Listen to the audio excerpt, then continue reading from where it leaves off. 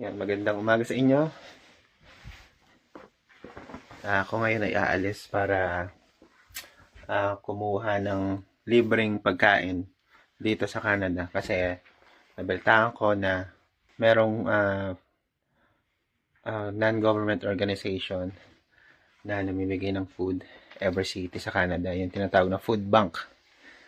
Yan kung tawagin. Kaya ngayong araw na to, itatry ko para baka sakali, syempre, as OFW, kailangan hindi kayo magastos, saka yung food mahalaga yun sa pang-araw-araw. Kaya kung makakamenos, syempre, go tayo, diba? So, yan. Balitaan ko kayo mamaya. Iba-vlog ko yung pagpunta ko, tapos kung ano yung mga food na makukuha natin. Let's go!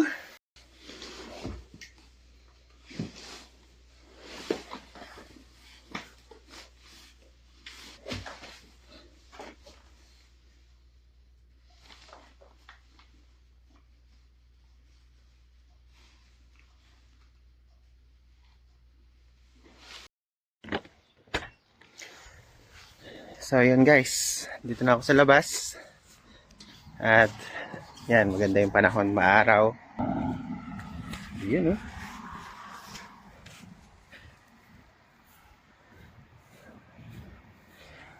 Wow.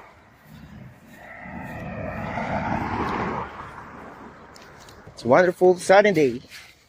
So, nung unang linggo ko dito, hindi ako nalabas kasi sobrang lamig ng klima. Hindi pa ako sanay. Pero ngayong medyo araw-araw na. Kasi nung una na yung punta dito, medyo pa, maulap. Tapos laging makulimlim. And ayun. Ngayon nakakapaglakad na ako, kaya okay na rin. So, pag rest day ko, naglalakad-lakad ako para iwas bagot. Wala ka rin naman kasi magawa dito. Walang mall. May mga parks kaso, yun nga. Paulit-ulit lang. So, siguro sa mga susunod na vlog natin, papakita ko sa yung mga park. Ngayon, naglakad lang ako. May pinahiram sa akin yung may-ari ng bahay na bike. Pero, hindi ko siya gagamitin ngayon. Mas prepare ko maglakad kasi, yun, para exercise na rin. Kasi, laging nasa bahay, trabaho. So pag trabaho, nagbabike-bike lang ako. So yan, oh. Ganda dito, malinis, tahimik, naka-disiplinado yung mga tao. Talagang may sila, may sistema sila pagdating sa mga basura, sa paglinis, yung kanya-kanya yan. Yan, ganda ng bahay, oh. Oh. Ngayon lang ako nakita ang second floor na bahay. So ayan yung lugar dito. Medyo tahimik lang. Ako lang yata yung naglalakad sa kalsada, no? So ayan. Mamaya papakita ko sa inyo kung pag nasa food bank na ako. Ano yung mga process, ganito ganyan. So first time ko rin itong gagawin. So kita-kits.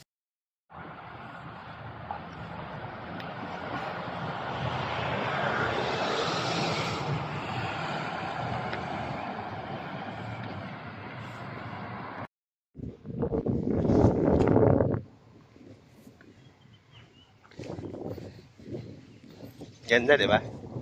Puro pine tree.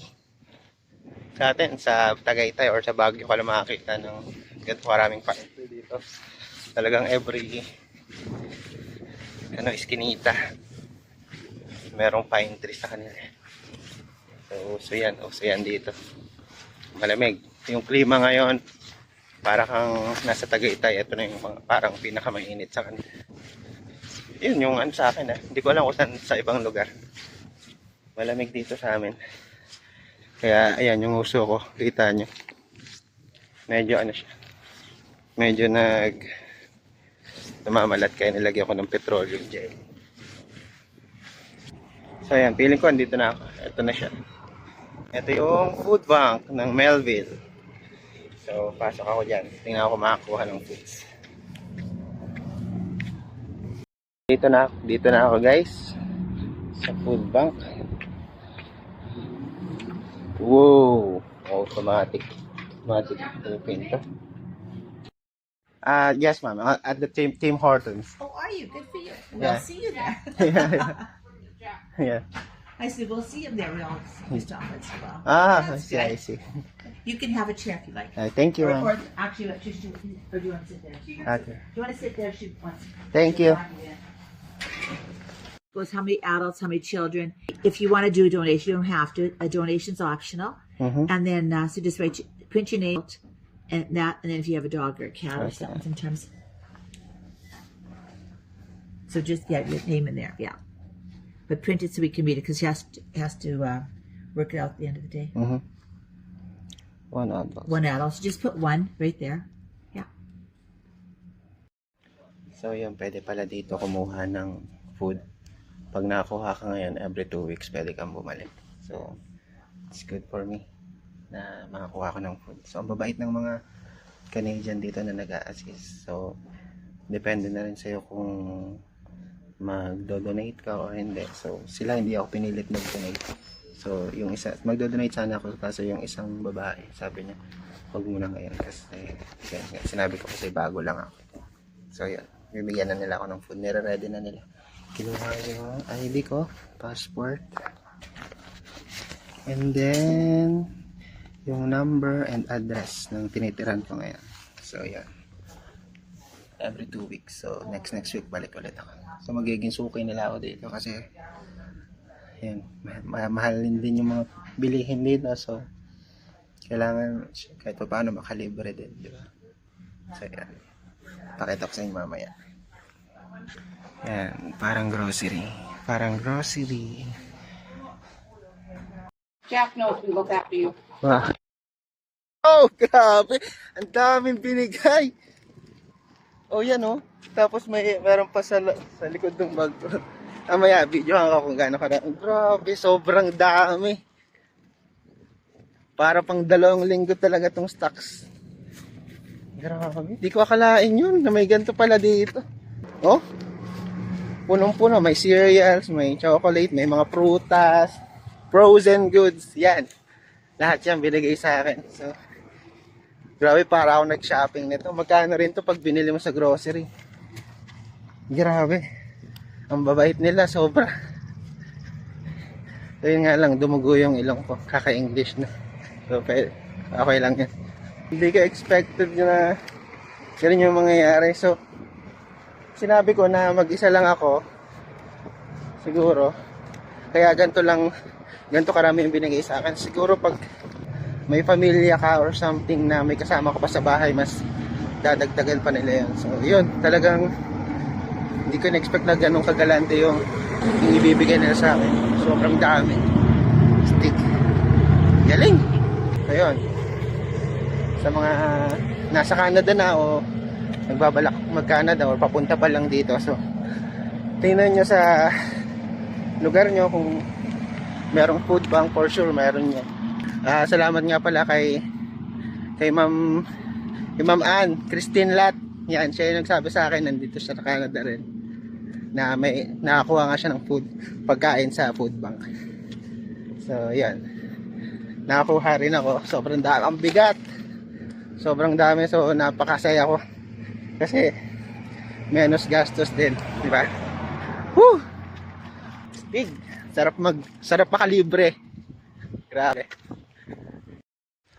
So yun guys, malapit na ako sa bahay. Usang gala, hindi ako makapag-video ng maayos kasi ang bigat ng dala ko. Sobrang dami talagang binigay.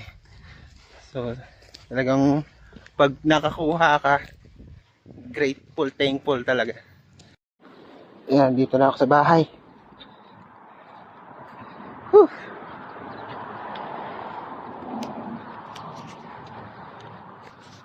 Grabe, ang bigat. Whew. Yan, so yun guys, andito na ako ngayon sa bahay. Yan, pasensya na sa kwarto ko. Medyo magulo. So ito yung mga nakuha natin sa food bank. Yan. Tatlong yan, lalagyan. Yan, so yan, isa yun. So, mga cereal ko. Cereal. So yan. Kita niyo, may tinapay, frozen. Ayan, may mga, ano to? Biscuits. Maraming biscuits. Ayan, isa-isahin ko. May mga dilata. Ayan, pineapple tidbit. Oh, may cookies pa. Grabe. So, ito yung mga frozen goods. May ham. Ayan. Basil, vegetable. Ayan. Kita niyo ba? So, ayan. Meron ding mozzarella cheese. So, ano to? Prutas. May ground beef pa, oh. Ground beef. Astig. Then may, ano to? Laki, no? And fruit. Ayan, gulay. Diba? Tapos meron pa. Siyempre meron pa.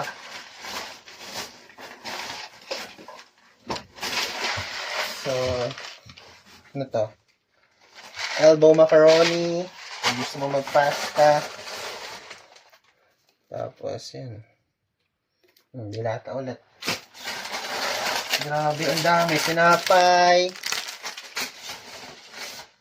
Oh, corn kernel. Wow. Chicken noodle soup. Campbell. Yan. Mantakin mo yan. Ganyang karami. Ibibigay sa'yo ng libre. Grabe, mas malala pa sa ayuda to sa Pilipinas. Ayuda sa atin, 3 noodles, 1 kilong bigas. Diyos ko po. Ow! Natapon pa. Naku po. Tumapon pa. Sorry. Ano yun? Asukal. Sakto. Wala akong asukal. So, yan. May kape pa. O, kape. Yan. Yan, diba? Sulit, diba? Sulit eh. Tinapay pa lang. Magkano to sa supermarket? 3.29. Diba? Bibili ako nito. $5 sa grocery. Tapos, itong mga to. O, diba? Galing. So, yun guys. Maraming salamat sa panonood. Sana nag-enjoy kayo. At yun, sa mga Pilipino nating kababayan dyan sa Canada, kahit saan ka mang parte ng Canada. So, yun. Try mo na kung merong food bank sa lugar ninyo. So, yan. Yan yung karaming food yung makukuha mo.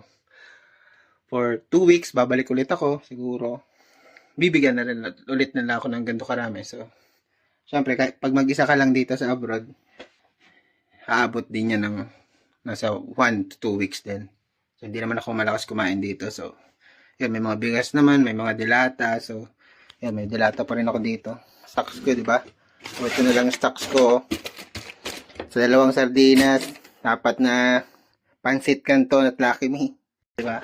Thank you sa food bank ng Melville sa pagbigay sa akin ito. Maraming salamat sa inyo.